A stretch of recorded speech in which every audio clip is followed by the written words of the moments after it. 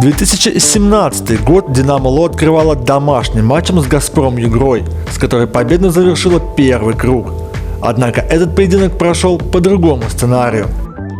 Стартовые составы команд никого не удивили и были угаданы на все 100%. Единственное изменение произошло в составе команды из Сургута. В строй вернулся диагональный Чифранов.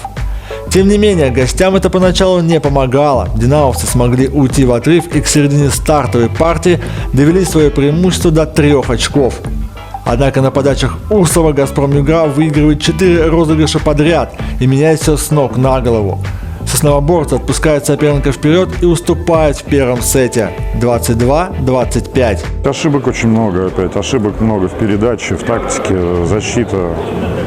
Сложно понять, может, новогодние праздники так подействовали, может быть, нам не хватило как раз того еврокубкового матча, который сыграл Сургут, да, чтобы прийти в тонус. Трудно сейчас сказать, по горячим следам, конечно, эмоции переполняют, вот, но, конечно, ошибки, стыковые моменты, которые не позволили нам на балансах склонить чашу весов в свою пользу.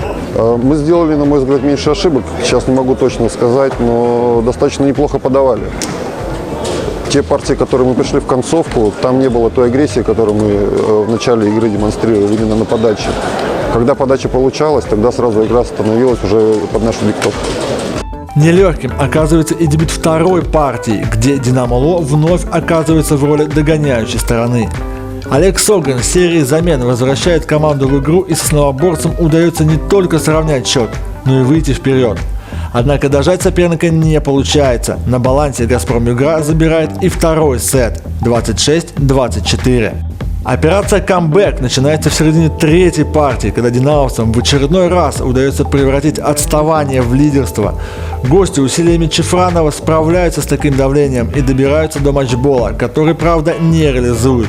Олег Согрин бросает в бой Ткачева, который тут же эйсом выводит «Динамо-Ло» вперед.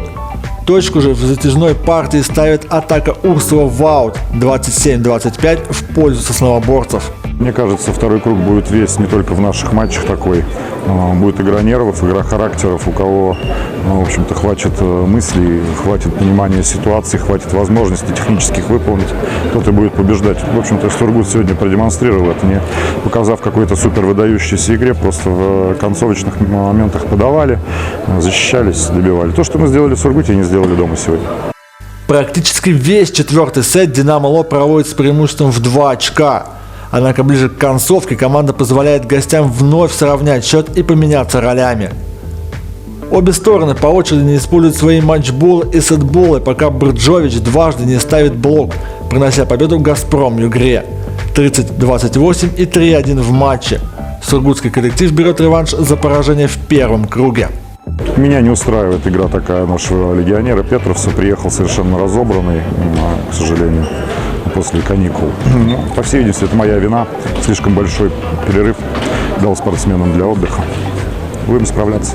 Неровный стиль игры, вот то, что мы сегодня показывали, это как раз последствия того, что мы после 5 партий, сыгранных в Греции, имели достаточно непростой перелет. Есть какие-то моменты, что команда недоостановилась, но то, что выиграли, это отрадно.